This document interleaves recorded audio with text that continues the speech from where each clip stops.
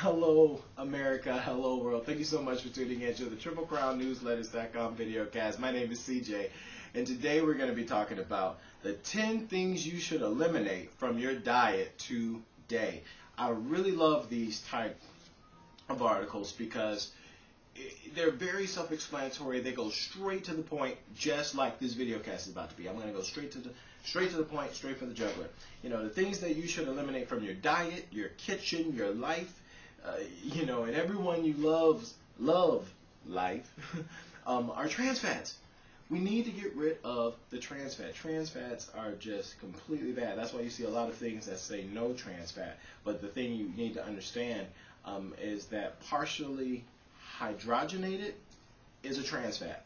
So on some packaging you'll see no trans fat, but then if you read the back of it with all of the ingredients, you'll see partially hydrogenated. So what they do is they play the semantic game just to kind of trip you up, just like crystalline fructose, it is also a sugar, or sucralose and all of those things. Look, it's sugar at the end of the day, and they're just coming up with all these words to make you think that it's different when it really isn't. So be careful with that and do your research to make sure that you're on top of that. Also, if you eat trans fats, it clogs your arteries. That's no good. It also induces and or causes type 2 diabetes.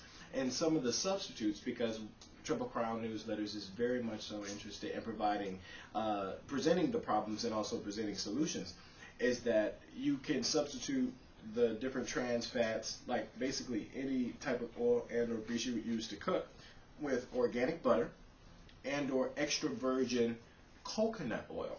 Now these fats, they preserve their integrity and they don't turn into trans fat like all other oils do. Even olive oil. A lot of people think olive oil is healthy.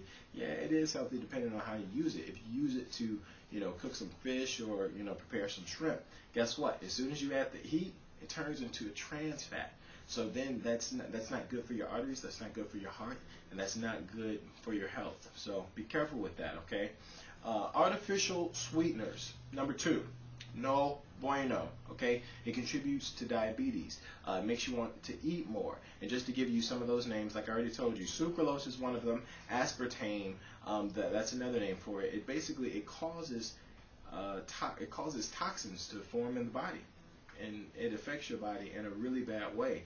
Some alternatives that you can use to substitute the artificial sweeteners are raw honey, which is something we here at Triple Crown most definitely we promote that. We promote raw honey as we take it.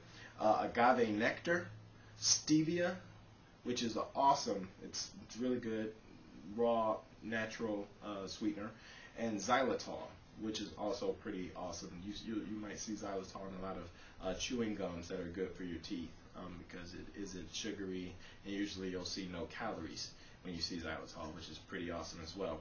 Also with stevia. Okay, soy products. Number three, soy products. It creates hormonal imbalances by affecting the estrogen levels in you. So for women, it might produce too much estrogen in the body, which can be cancer causing. And for men, we're testosterone beings. Yes, we do have a level of estrogen, but we don't want the estrogen levels to become high, and then you start having things happen to your body that you don't like. So men, I would suggest you get off any soy products. Women, be careful with the soy products, especially with the children.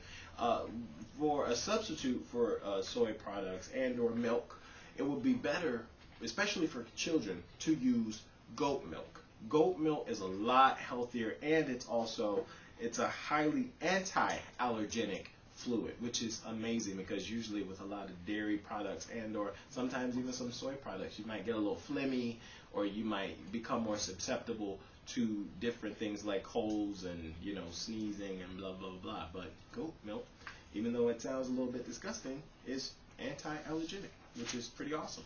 Pork products. Even though I just got through eating some bacon, pork products create toxic cells. So, I mean, ever since I've decided to do this article, I said I'm going to stop eating as much pork. And I have. I've cut down. And maybe if you would like to live a healthier life, you should too. And last but not least, processed wheat and white flour. Now, this is a great example of why white flour isn't good for you. Don't you remember when you were in elementary school and you used to do paper mache? And you would get the white flour, you add a little water, and that was it. And then you get the newspaper, you cut it up, and then you get the balloon, you put the newspaper on the balloon, you add the white flour, and then it would be hard as cement. And then you pop the balloon, and then it would stand there on its own, the bank you made or the pig that you made. Guess what? Does the same thing to your intestines. Is that a good thing? Do you want rock solid, crusty walls all up inside of your intestines? I don't think so, and I wouldn't either. So with that being stated, if you like the information that you've heard today, continue to read this article and or visit www.triplecrownnewsletters.com to get the 5 other tips for living a healthier life. Also, if you, again, like what you heard today, make sure you vote for us. Make sure you sign up to receive free newsletters. Make sure you ask any questions if you have any, and we'll send that out to you or give you anything that you need as soon as you sign up. Also, if you're interested in becoming an author, make sure you sign up for that as well. And then maybe I can report the news according to you. Thank you so much for tuning in to the TripleCrownNewsletters.com videocast, your source for unfiltered truth.